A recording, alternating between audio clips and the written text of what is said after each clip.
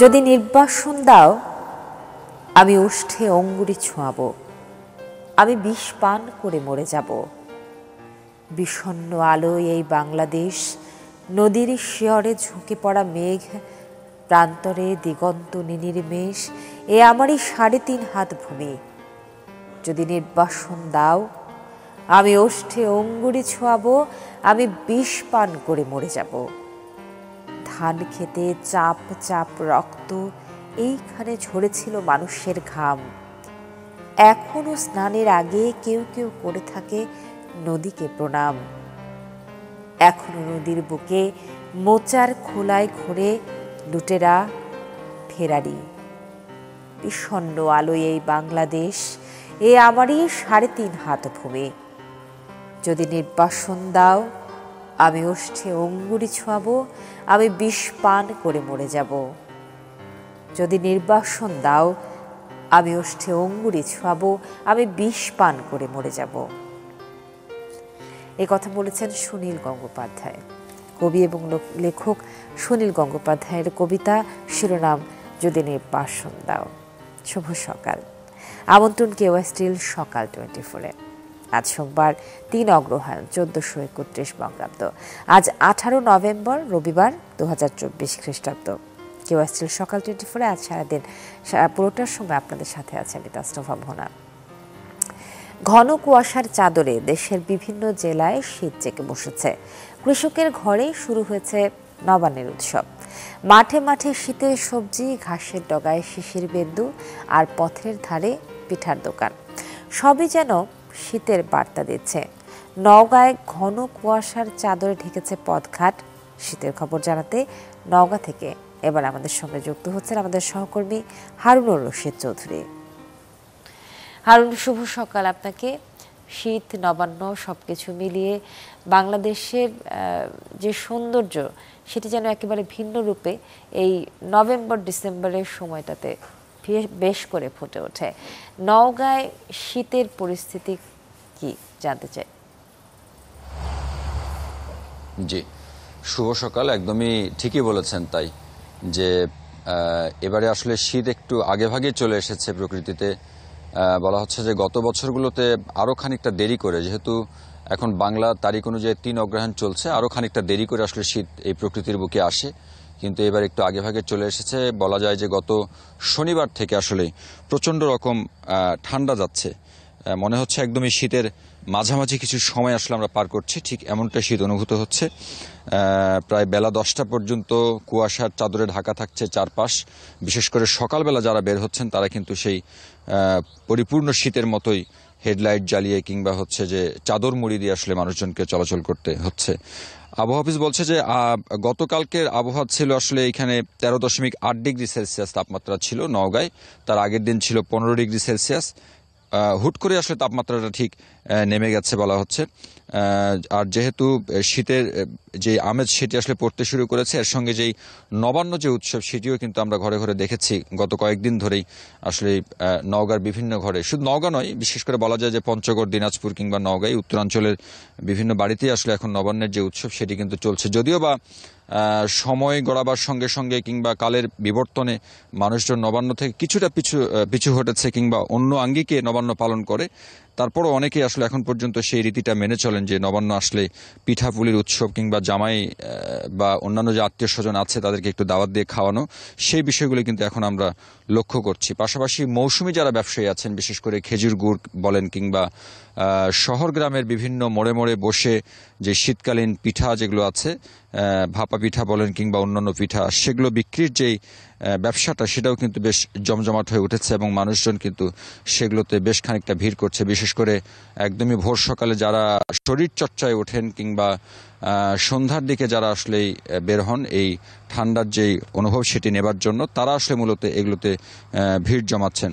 পাশাপাশি ধান ঘরে তোলবার একটা ব্যস্ততা তো আছেই, যদিও বা এখানকার কৃষি অফিস বলছে যে আর খানিকটা দেরি হবে, বিশেষ করে আরও দিন দশেক সময় লাগতে পারে এই ধানগুলো একদমই যে ধান কাটার যে উৎসব বলা হয় অর্থাৎ ধুম যেটা পড়ে যায় সেটি হতে আরও বেশ খানিকটা হয়তো সময় লাগবে, দিন দশেক। এরপরেই কিন্তু মূলত মানুষজন একদম পরিপূর্ণভাবে ধানগুলো ঘরে তুলতে পারবেন। তবে একটু খারাপ সংবাদ হচ্ছে এই যে যেহেতু শীত আসলে হঠাৎ করে পড়ছে, যার কারণে মানুষজনের মধ্যে শীতকালীন যেই অসুখ বিসুখগুলো বিশেষ করে ঠান্ডা কিংবা জ্বর সর্দি কাশি সেগুলো আসলে হচ্ছে, যার কারণেই এখানকার যা চিকিৎসক আছেন তারা বলেছেন খানিকটা সাবধানতা অবলম্বন করে যাতে মানুষজন চলে, বিশেষ করে শিশু বা বয়স্ক যারা আছেন তাদের ক্ষেত্রে। মোটামুটি এরকমটা ছিল। প্রকৃতিতে তো অবশ্যই একটা সুন্দর একটা সময় পার করছে আর কি উত্তরাঞ্চলবাসী। হারুন, অসংখ্য ধন্যবাদ চমৎকার তথ্য দিয়ে সহযোগিতা করবার জন্য। এবং সেই সঙ্গে রাজধানী ঢাকাতেও হালকা হালকা করে বাড়ছে শীত। শীতের অনুষঙ্গ নিয়ে বাংলাদেশের প্রকৃতি, তার ঐতিহ্য, পিঠাপুলি সবকিছু মিলিয়ে যেন বাংলাদেশ প্রতি বছরের মতো এই সময়টায় তার স্বরূপে ভাস্বর। এবারে চলুন পরবর্তী আয়োজনে চলে যাই, যথারীতি সংবাদপত্রে পত্রিকার শিরোনাম। সমকাল দিয়ে শুরু করছে। নির্বাচন নিয়ে কথা বলুন, সংস্কার পাশ কাটাবেন না, জাতির উদ্দেশ্যে ভাষণে ডক্টর মোহাম্মদ ইউনূস। 15 বছরের সব অপকর্মের বিচার হবে, স্বৈরাচার হাসিনাকে ভারত থেকে ফেরত চাইব, আমার ধারণা গুমের সংখ্যা 3500 ছাড়িয়ে যাবে। বিদায় লগ্নেও ঢাকা আসছেন বাইডেনের বিশেষ প্রতিনিধি। বিশেষজ্ঞদের মত, পাল্টেছে অপরাধের ধরন, প্রতিকারে নতুন ভাবনা প্রয়োজন। গণহত্যা ও মানবতা বিরোধী অপরাধ ট্রাইব্যুনালে আজ দাঁড়াচ্ছেন সাবেক 10 মন্ত্রী সহ 14 জন। আসামির সঙ্গে থাকতে পারবেন আইনজীবী ও স্বজন। আরও একটি খবর, প্রথম 9 মাসে খেলাপি ঋণ বেড়ে দ্বিগুণ। বঙ্গোপসাগরীয় সংলাপে প্রণয় বর্মা, ঢাকা দিল্লি সম্পর্ক একটি ইস্যুতে আটকে থাকতে পারে না। ব্যবসার পরিবেশের আগে বেশি জরুরি রাজনীতির সংস্কার, সিপিডির সংলাপে মত। এবার পড়ছি প্রথম আলো। ব্যাংক থেকে লুট করা টাকা এখন খেলাপির খাতায়, বাংলাদেশ ব্যাংকের তথ্য। সরকার বদলের পর এখন ব্যাংক ঋণের প্রকৃত চিত্র বেরিয়ে আসছে, জানা যাচ্ছে প্রকৃত খেলাপি ঋণের পরিমাণ। চট্টগ্রাম ওয়াসার খবর, পয়ঃনিষ্কাশনের প্রকল্প দেরিতে শুরুর মাসুল 600 কোটি টাকা। সিজিএস এর প্যানেল আলোচনা, ভূ রাজনীতিতে এশিয়া এখন আন্তর্জাতিক উত্তেজনার কেন্দ্রে। এদিকে দল নিষিদ্ধের বিধান আসছে আন্তর্জাতিক অপরাধ আইনে। মানবতা বিরোধী অপরাধ দোষী সাব্যস্ত হলে দল বা সংগঠনের নিবন্ধন স্থগিত বা বাতিল করা যাবে। সংশোধনী প্রস্তাবের খসড়া তৈরি। মানুষের আস্থা ফেরেনি, প্রত্যাশা অনেক, সরকারের 100 দিন। বিপর্যস্ত অবস্থা থেকে কার্যক্রমে ফিরেছে পুলিশ, তবে আইন শৃঙ্খলা রক্ষায় এখনো মানুষের ভরসার জায়গা হয়ে উঠতে পারেনি। এই ছিল আজকের প্রথম আলো। দৈনিক কালের কণ্ঠ পড়ছি এবারে। দৈনিক কালের কণ্ঠ আংশিক নয়, পুরো সত্য। প্রধান সংবাদ শিরোনাম, রিসিভার নিয়োগে শিল্প আরও রুগ্ন। বেসরকারি খাত রিসিভার নিয়োগে শিল্প খাতে মন্দার শঙ্কা। হলমার্ক ও এনএনট্যাক্স এখনো ফেরত দিতে পারেনি ঋণ। সোনালী ব্যাংক হলমার্কের সম্পদ নিয়ন্ত্রণে নিয়েও বিক্রি করতে পারেনি। নির্বাচনী ট্রেনের যাত্রা শুরু, দ্রুত রোডম্যাপ, সরকারের 100 দিন, জাতির উদ্দেশ্যে ভাষণ দিয়েছেন প্রধান উপদেষ্টা। রিসিভারদের ওপর পর্যবেক্ষণ তদারকি নেই। স্বল্প জনবলে দুদকের পক্ষে রিসিভারদের সার্বক্ষণিক তদারকি প্রায় কঠিন। সম্পদ রক্ষণাবেক্ষণে আরও দায়িত্বশীল হওয়ার পরামর্শ বিশেষজ্ঞদের।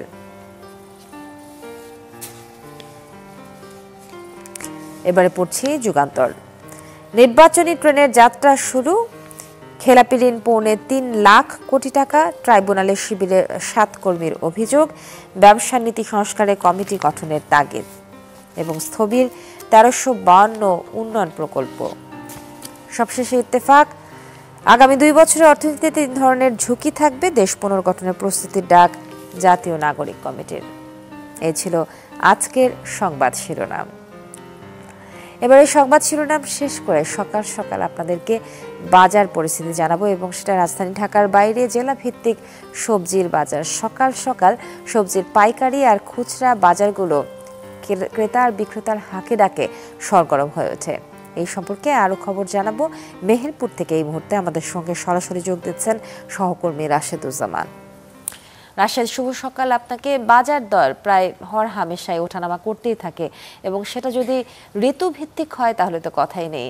যেহেতু শীত, নবান্ন সবকিছু মিলে এই সময়টাতে আমরা বিরাজ করছি, শীতের নতুন সবজি উঠেছে বাজারে। এখন মেহেরপুরে জেলা শহরের বাজারে সকালবেলা দরদাম কেমন সবজির? শুভ সকাল তাসনুবা। আপনি যেমনটি বলছিলেন যে শীতের যে মানে আগমনী বার্তা সেটি কিন্তু অলরেডি শুরু হয়ে গেছে, যদিও কনকনে শীত অনুভূতি হচ্ছে না, তারপরে এই সময় কিন্তু বেশ শীত অনুভূতি হচ্ছে এবং শীত মানেই কিন্তু নানা ধরনের সবজির সমারোহ বাজারে। এবং আমরা বাজার ঘুরে যেটি দেখেছি যে নানা ধরনের সবজি বাজারে এসেছে, বিশেষ করে শীতের যে সবজি, পালং শাক, মূলা, ফুলকপি, পাতাকপি, এই ধরনের সব সবজি কিন্তু বাজারে ভরপুর রয়েছে।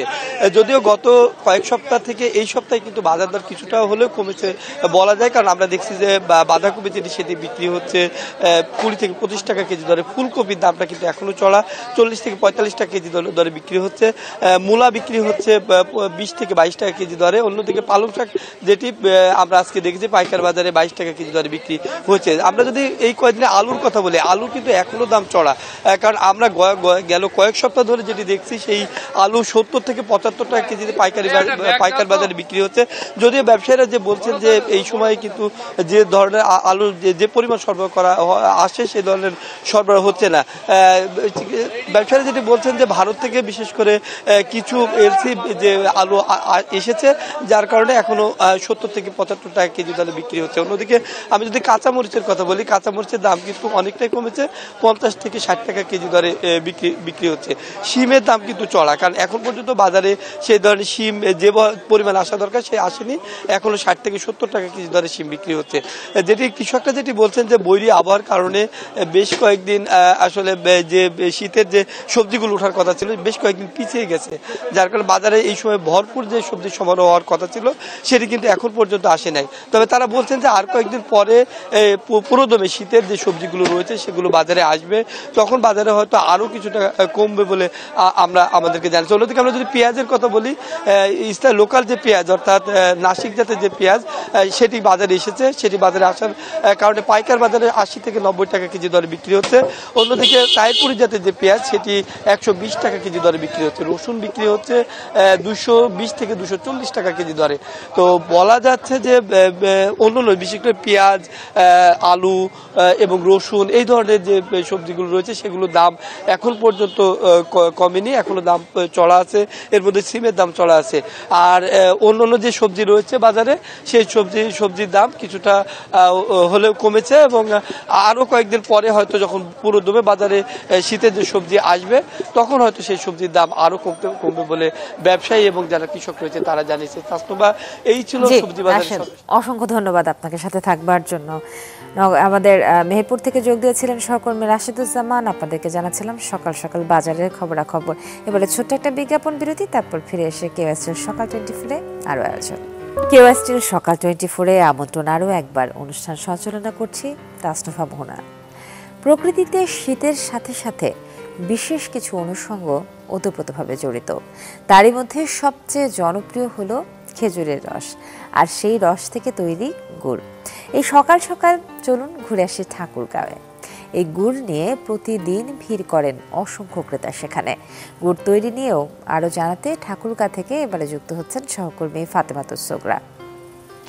ফাতেমা, শুভ সকাল। শীতের সকাল, খেজুর গাছ, আপনার পেছনে অনেকগুলো, খেজুরের রসের প্রসঙ্গে কথা হচ্ছে এবং স্বভাবতই খেজুরের গুড় প্রসঙ্গে নিয়ে আমরা কথা বলবো। ঠাকুরগাঁয়ে খেজুরের গুড় কখন তৈরি হয়, কি পরিমাণে উৎপাদন হচ্ছে, এই সব কিছু আপনার কাছ থেকে জানতে চাই।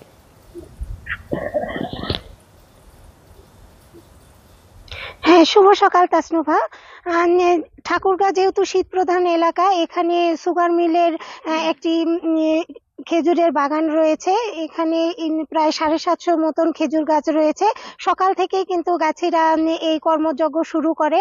আপনাদের যদি আমি একটু দেখাই যে এখানে অসংখ্য খেজুরের গাছ রয়েছে এবং গাছিরা গাছ কাটছে এবং হাঁড়ি ঝোলাচ্ছে।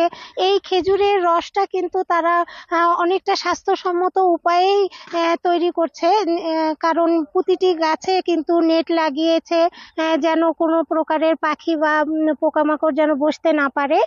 এবং এই রস প্রতিদিন তারা আহরণ করে 25 থেকে 30 কেজি কাঁচা রস তারা বিক্রি করছে এবং এই গুড় রস থেকে কিন্তু পরবর্তীতে গুড় উৎপাদন করছে। তো আমার সাথে এখানে আছে একজন গাছি, তার সঙ্গে আমি একটু কথা বলি যে প্রতিদিন আপনি কি পরিমাণ গুড় উৎপাদন করেন এবং কি পরিমাণ রস উৎপাদন করেন?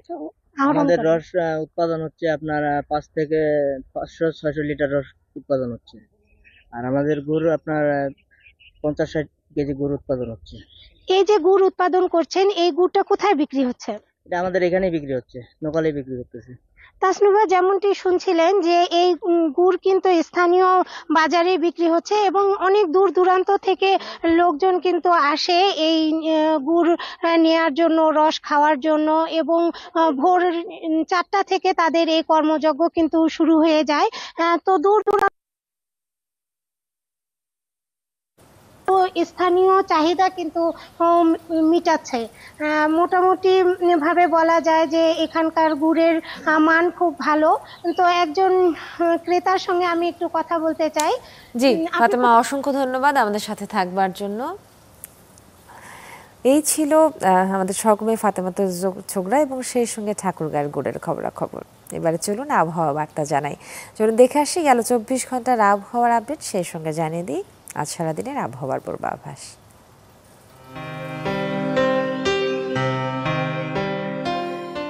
ঢাকায় গেল 24 ঘন্টায় সর্বোচ্চ তাপমাত্রা শনাক্ত হয়েছে 30.4 ডিগ্রি সেলসিয়াস, সর্বনিম্ন তাপমাত্রা ছিল 20 ডিগ্রি সেলসিয়াস।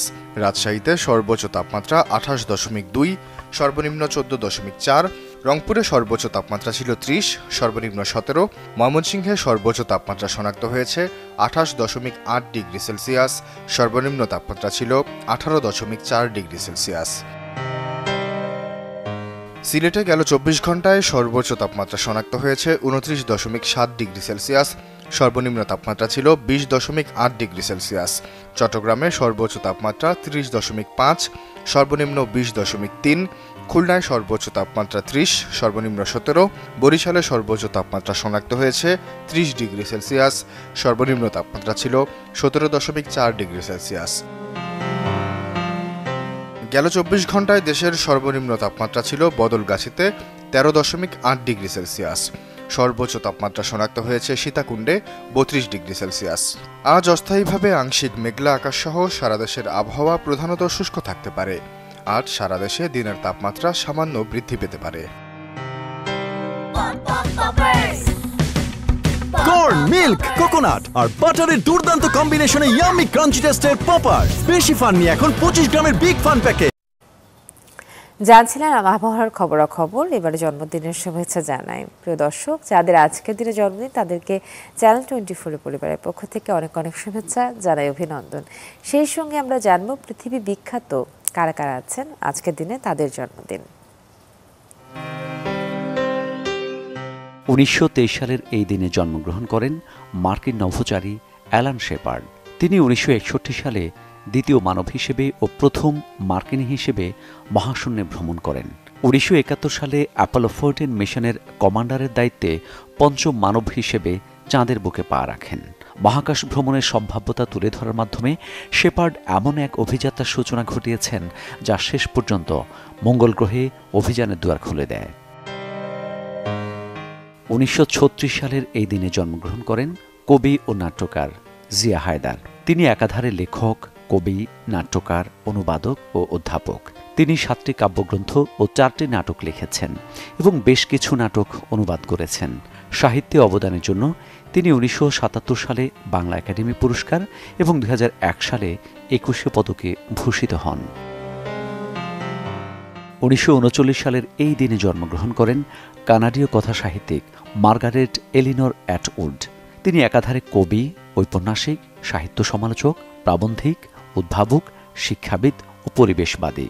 তিনি 17টি কবিতার বই, 16টি উপন্যাস, 8টি ছোট গল্প সংকলন এবং একটি গ্রাফিক উপন্যাস সহ একাধিক ছোট কবিতা ও কথা সাহিত্যের সংস্করণ প্রকাশ করেছেন।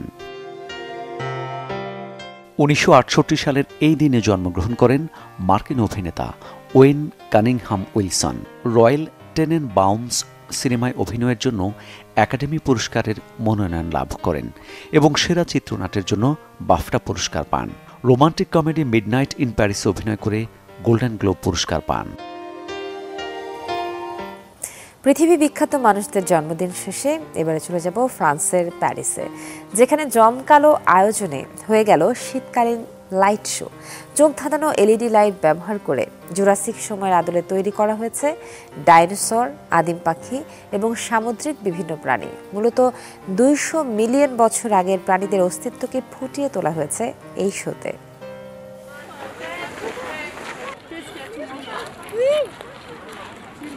Il y a ce truc de l'homme qui cristallise. De quoi ils vont pas te manger.